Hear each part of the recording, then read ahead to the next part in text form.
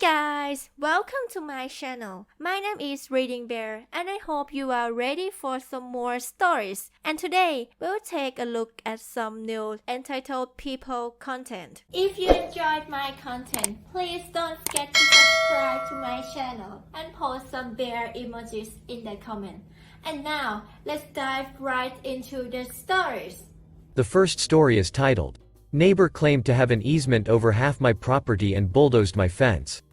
This story is not only about my neighbor that was a complete jerk to me, but how he used lies to get his way legally and leaving me in a sticky situation. First, I guess that I should explain what he did that caused him to gain technical ownership of my land and the ability to take over parts that he wanted. So, where I live, if you have been maintaining a piece of land for a certain number of years, you can ask for an easement over it. So, it gives him rights and an interest over it as a completely basic point of what that means. Personally, easement is one of those things that I understand, but I would have a hard time explaining it to other people. So, if you want more details of exactly what it means legally, you can look more into it before continuing reading this story. If you already know or just don't care, then we can keep going into why this guy is such a nasty neighbor. I have a decent-sized lot of land and I will admit that the entire thing isn't fully taken care of by me regularly. One area was almost like swampland, and I was just leaving the ecosystem the way that it was. Neighbor ended up clearing it up without my knowledge because I wasn't really paying much attention. That was until he went and caused it to be an easement by claiming his family had been taking care of that land for generations. This was completely untrue, and he did all this with lies behind my back. The knowledge that this guy was even sneaking onto my property got me extremely freaked out. I know that he wasn't actually near my house, but the idea of someone on my land uninvited gives me a shiver down my spine. So even though nobody in this neighborhood has fences across their land because we all know where the lines are, I figured that I was going to need to do this to mine. Due to the amount of fence that I was going to need, I knew this was going to be expensive, but I bit the bullet and built a nice chain link fence around my land. I thought maybe that was going to be the end of it and he would leave me alone. Well, 2 days later I got a letter in my mailbox from neighbor that he had the easement over that part of the land, and if the fence wasn't removed, he was going to take it down himself. I felt like this had to be illegal and finally decided to get the cops involved. Unfortunately, they just told me that it was a civil matter and there wasn't much they could do until I went and got his easement removed with proof that he shouldn't have had it in the first place. So, I did exactly what they said and put in to take him to civil court. Of course, though that takes a while, and, in the meantime, he didn't like that I was blocking his property. He also has access to construction tools for reasons that are beyond my understanding. So, a couple days after the warning, I find the fence destroyed where it could give him access. This got me even angrier because I spent a lot of money on that fence, and this is still technically my property. I own it, and we both know that him having an easement of some of the land was a total lie so he could get land to use and extend his backyard basically. What was funny though to me in this whole thing was while I was waiting for the civil trial to happen to get my land back and build the fence again to keep him out, was that he did nothing with the land. All that time to do whatever he wanted on my land that he lied to get, and he did absolutely nothing with it. Part of me was actually curious to what he wanted that land for, but he seemed to just wanted to get to say that he had it. The result of all of this though was him being told temporarily that unless he can provide the proof that he had been maintaining the land for as long as he claimed, it was going back into my possession. I unfortunately couldn't get any payment back on my fence because of course he claimed that he didn't do it and I had no way to prove it.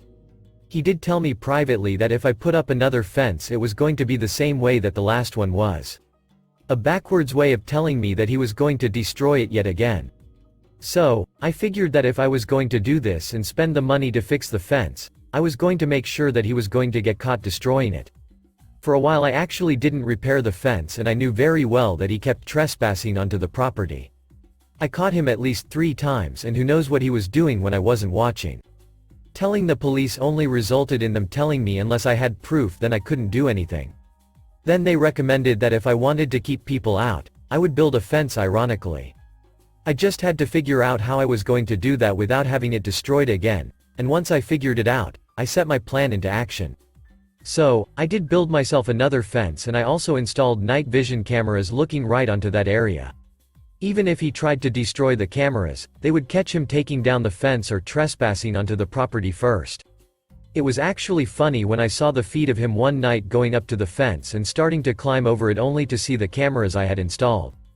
I know that hiding them was the smarter move, but I kind of wanted him to know that I was watching what he was doing. He also knew that the minute he destroyed my property or trespassed I was going to call the police on him and show them the footage of him trying to trespass on my property. He hasn't tried again since then, and the time the court gave him to provide evidence has come and gone. I think he finally realized that he wasn't going to just get me to give up some of my land to do with as he wanted. The next story is titled, Insane Landlords. I moved to Kansas a while back and rented a house from an older couple. This couple told me that they had never rented to anybody before. This comes into play later on. When we spoke, they said I could move in on the 20th of that month, so I took the 12-hour drive, arrived with a truck full of belongings, and was told I could not move in until they cleaned the carpets. I stayed in a hotel until the 7th of the next month, no big deal. I figured they just were new to renting like they had told me. So, I get moved in and find the house is full of bugs. At night, bugs are crawling on my face, and it was just an experience. It could have been worse. Being a horse trainer, I've slept in barns before, and I've slept in some sketchy places. My favorite was when my roommate was a rat snake. His name was George, and he was my friend. So, I message them and ask them about the bugs. They say they'll take care of it. Okay, cool. Weeks go by, nothing. No pest control, nothing. So, I take care of it, and again, that's okay. There was nothing in the lease about them taking care of bug issues, so I can't be mad at them, right? After the first month, the sink in the kitchen breaks and I let them know. From what I found out, the dishwasher had a huge leak in it that had been there for a long time and was doing something to the water pressure, and the pipe insulation was done wrong, which caused the pipes to freeze. So, then the landlords cut off the water without letting me know, and it stays off for 3 weeks until the landlord himself attempts to fix the pipe. 3 weeks. No water. Showering in a barn. With no hot water. Okay, I'm a little unhappy now about this. Whatever again, the landlord didn't go and break the pipe themselves. Things like this happen. The wife speaks to me and says they are sorry, they are new to renting and I am the first renter. I just tell her that it's okay, I'm not worried about it. So, after that whole issue, more things arise. I was doing laundry and shut my laundry room door, thankfully on the first floor of the house.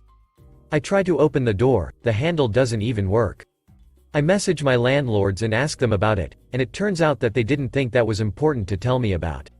So, I just jump out of the window. Again, no big deal, it's on the first floor.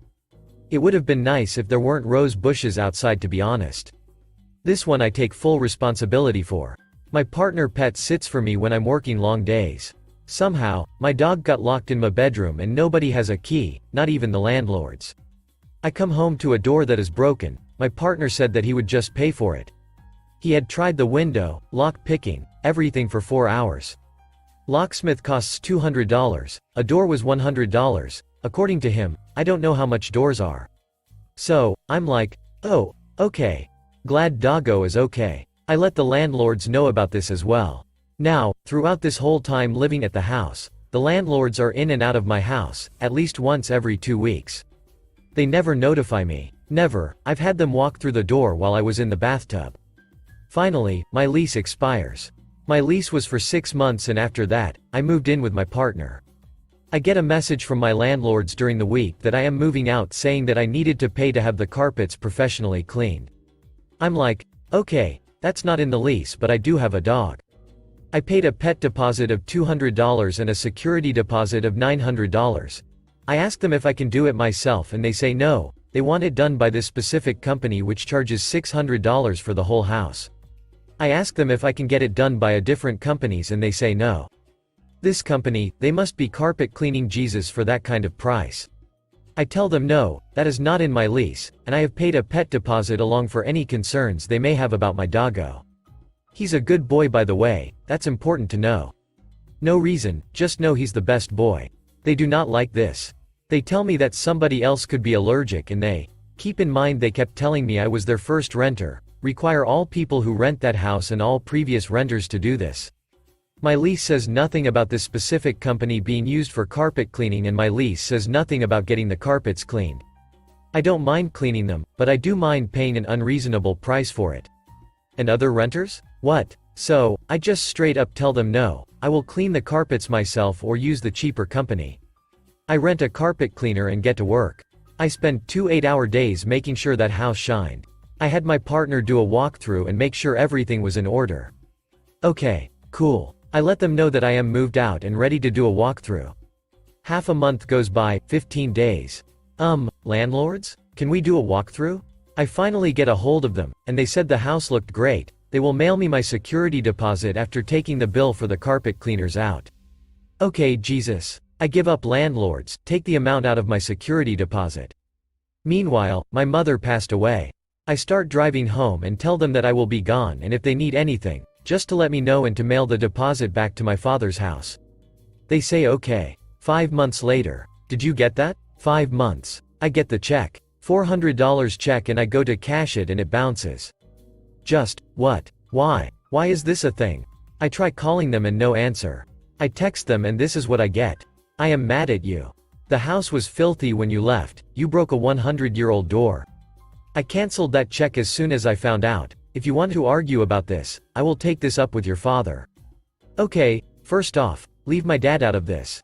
He didn't co-sign. I was the only name on that lease, he was my emergency contact. Second off, you knew about the door. Third off, doors don't cost $900, which is how much my deposit was. Fourth off, you said the house looked great when I left. You are telling me this 5 months later?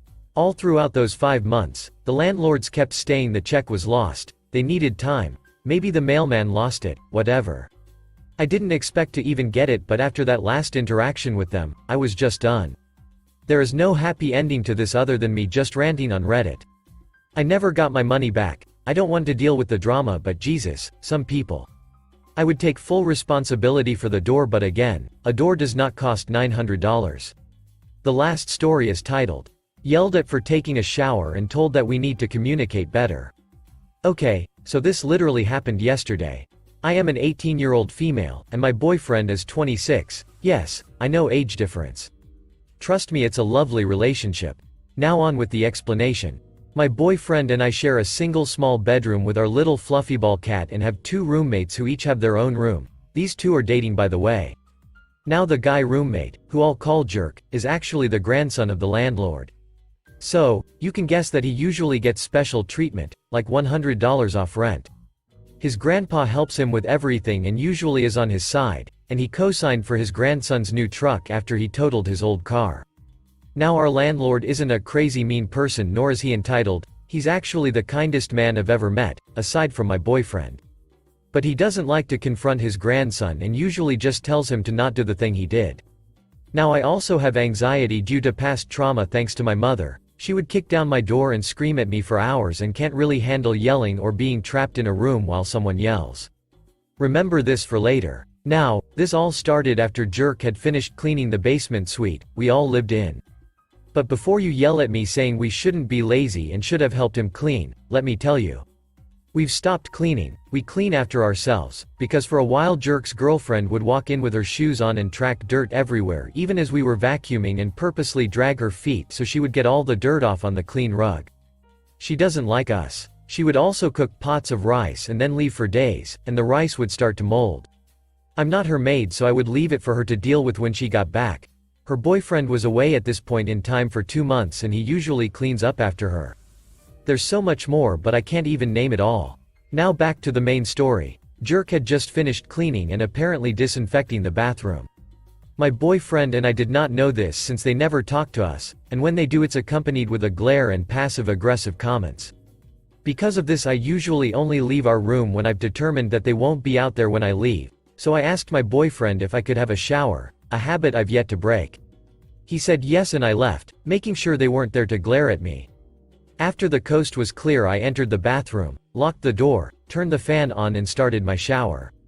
After I had gotten the shampoo in my hair, I heard a loud slam from outside of the bathroom, Jerk's bedroom door, which I later learned. Jumping from the loud sound, my anxiety was already starting to show its head, but trying to ignore it I continued on with my shower. A minute or so later I hear the loudest banging on the bathroom door, causing me to call out, "Yes?" and getting no response. I shrugged again and was about to wash my hair when another loud banging on the door started.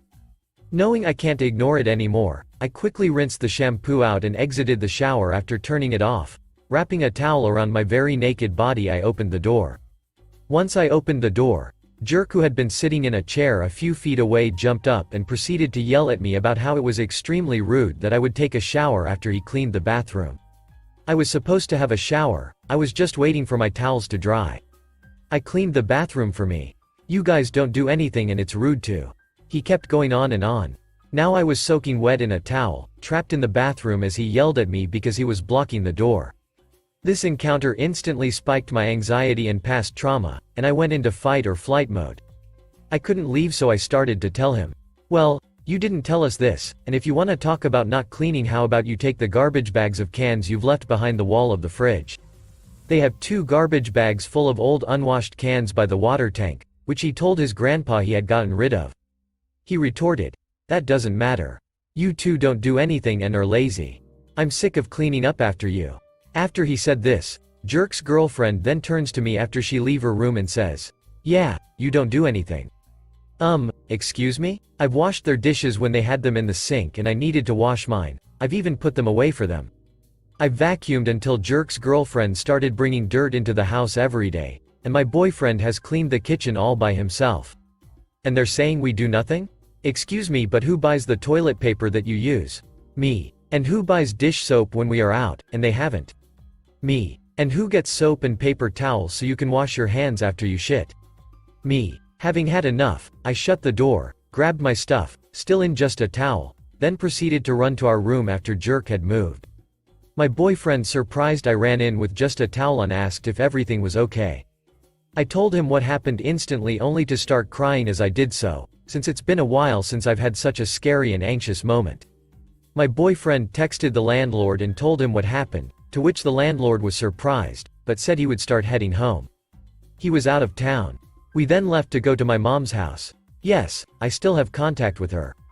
There's not much I can do until all my stuff is out of her house. We hid out there until around 5:30 p.m. before we decided to leave and meet up with the landlord who had arrived home.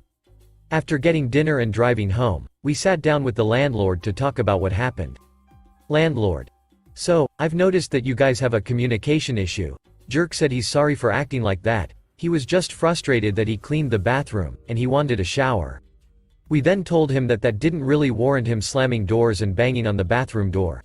Anyone can have a shower after someone else. You don't have to wait for the water to heat up again like at my mother's house. Or yelling at me in front of his girlfriend while I'm in just a towel. The landlord kind of widened his eyes at hearing this. Obviously his loving grandson didn't tell him that part. Landlord: "Yes, so I think it's still a communication issue." Boyfriend: "We would be happy to talk to them. But they won't talk to us, they just glare and make passive-aggressive comments at us, so we don't try to make an effort anymore." The landlord continues to make small excuses for them and says he'll get their schedule so we can work around it. Knowing we aren't gonna get anywhere, we thank him and head downstairs, disappointed and upset with the whole situation. We're currently looking for a new place because we honestly can't take it anymore. Jerk still hasn't apologized to me and acts like nothing happened. I dunno, am I in the wrong? Or do we just live with horrible people? Thanks for listening.